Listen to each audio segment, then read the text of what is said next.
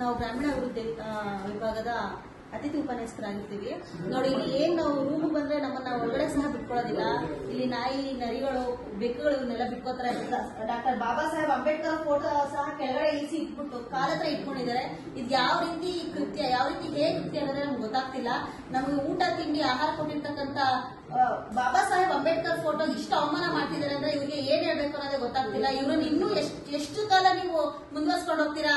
ಮಾನ್ಯ ಕುಲಪತಿಗಳೇ, ಮಾನ್ಯ ಕುಲಸಚಿವರೇ, ನೀವೇ ಹೇಳ್ಬೇಕು ಇದಕ್ಕೆ ಏನಂತಾರೆ ಅನ್ನೋದನ್ನ ನೀವೇ ಆನ್ಸರ್ ಕೊಡ್ಬೇಕು. ನಾವೇನ್ ಮಾಡ್ಬೇಕು ಅನ್ನೋದು ನಮ್ಗೆ ಗೊತ್ತಾಗ್ತಾ ಇಲ್ಲ. 8 ತಿಂಗಳಿಂದ 10 ತಿಂಗಳಿಂದ ನಾವು ಇದ್ರ ಬಗ್ಗೆ ಮಾತಾಡಿ ನಿಮ್ಮ ಹತ್ರ ಬಂದು ಸಾಕಾಗಿದೆ. ಈಗಲಾದ್ರೂ ಬಾಬಾ ಸಾಹೇಬ್ ಅಂಬೇಡ್ಕರ್ ಅವ್ರಿಗಾದ್ರೂ ಮರ್ಯಾದೆ ಕೊಟ್ಟು ಈ ಡಿಪಾರ್ಟ್ಮೆಂಟ್ ಉಳಿಸ್ಕೊಳ್ಳಿ. ಮತ್ತೆ ಅವ್ರಿಗೆ ಆಗಿರ್ತಕ್ಕಂಥ ಅನ್ಯಾಯನ ಎತ್ತಿ ಹಿಡಿದು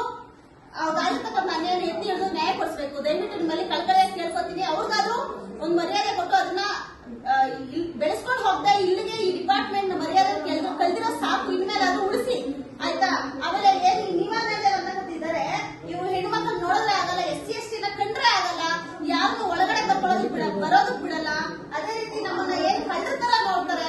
ಅಷ್ಟೇ ಅಲ್ಲದೆ 10 ತಿಂಗಳ ಸಂಬಳನ ನಮ್ಗೆ ತಡೆ ಬಿಟ್ಟಿದ್ದಾರೆ. ನಾವ್ ಯಾರು ಬಾಬಾ ಸಾಹೇಬ್ ಅಂಬೇಡ್ಕರ್ ಬಗ್ಗೆ ಪ್ರೀತಿ ಇಟ್ಕೊಂತೀವಿ, ಅವ್ರನ್ನ ಕಂಡ್ರೆ ನಮ್ಗೆ ಆಗಲ್ಲ. SC/ST ಅಂದ್ರೆ ತುಂಬಾ ವಿರೋಧಿಯಾಗಿ ಮಾತಾಡ್ತಾರೆ. ಅದೇ ರೀತಿ ನೋಡ್ಬೋದು ನೀವು ಅಂಬೇಡ್ಕರ್ ಎಂತ ಅವಮಾನ ಇದು. ಕಾಲ ಹತ್ರ ಇಟ್ಕೊಂಡಿದ್ದಾರೆ ಅಂದ್ರೆ ಏನ್ ಹೇಳ್ಬೇಕು ಈಕೆಗೆ? ನಾವು ಈ ರೀತಿ ಮಾತಾಡೋದ್ರಿಂದಾನೇ ಅವ್ರಿಗೆ ನಮ್ಮನ್ನ ಕಂಡ್ರೆ ಆಗಲ್ಲ. ಡೈರೆಕ್ಟ್ ಆಗಿ ಯಾರು ಮಾತಾಡ್ತಾರೆ, ಯಾರು ಅವರ ವಿರೋಧಿಗಳಾಗ್ತಾರೆ, ಯಾರು ಅವ್ರಿಗೆ ಆಪೋಸಿಟ್ ಮಾತಾಡ್ತಾರೆ, ಅವ್ರನ್ನ ಯಾರು ಕಂಡ್ರೆ ಅವ್ರಿಗಾಗಲ್ಲ. ದಯವಿಟ್ಟು ನೀವೆಲ್ಲರೂ ಬಂದು ಈ ನ್ಯಾಯ ಒದಗಿಸ್ಕೊಡ್ಬೇಕು.